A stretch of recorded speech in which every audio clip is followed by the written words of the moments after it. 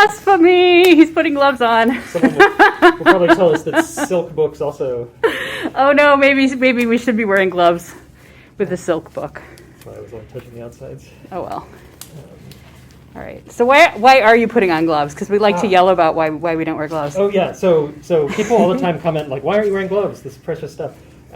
Usually with paper or parchment, like the damage you can do through not feeling enough sensation in the tips of your fingers mean that it's actually worse to try to use gloves and then you tear your way through the book rather than having clean hands and you're not actually depositing much oil or dirt, which is what people are really afraid of. For things like this, which is a non-book object, which is multimedia, including wood, including maybe some paint, it's probably just wise to wear the gloves. Have gloves on. So this is a much older than the silk book of ours.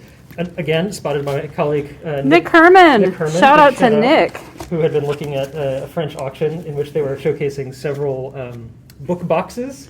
These are sort of medieval wooden and metal containers for the keeping of books. In this case, probably a book of hours, and quite a small one. This is not a giant book box, but a small one. a little Making this little one. more special is that inside there's a little surprise that I'll show you. And I don't remember actually what the surprise is, so this is all very... I remember reading the description and being very excited that we were going to be getting one.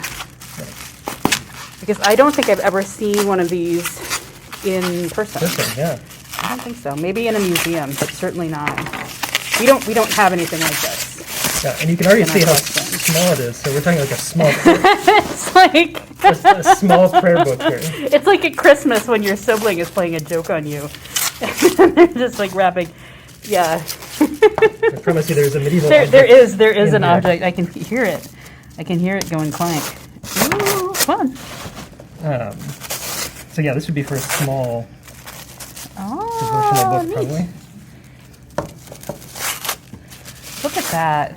There we go. Oh, it looks like a little chest.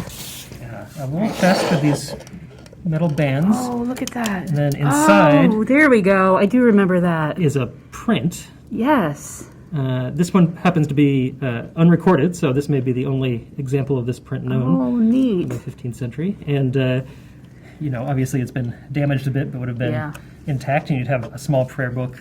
Little prayer book that would sit Inside. in there. And then you take it out to pray. Yep. Yeah, this is Very really cool. special. And they vary in size, too. Some of them could be quite large. But this one, you can imagine just a small devotional book being placed in. That's really cool. Ooh, what's that? It's just more of the same. Yeah. Neat. Good sense for the lock there. Yeah, so you could lock your little book in.